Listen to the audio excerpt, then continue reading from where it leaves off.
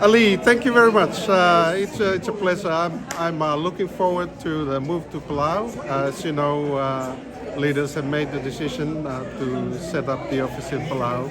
Now we are working very hard to organize the transition and to get to Palau before the start of next year. So it's a great opportunity to to come to Palau and set up the office for our oceans.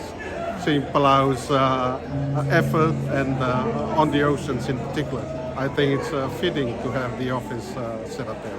So personally, looking forward to going there. I mean, it's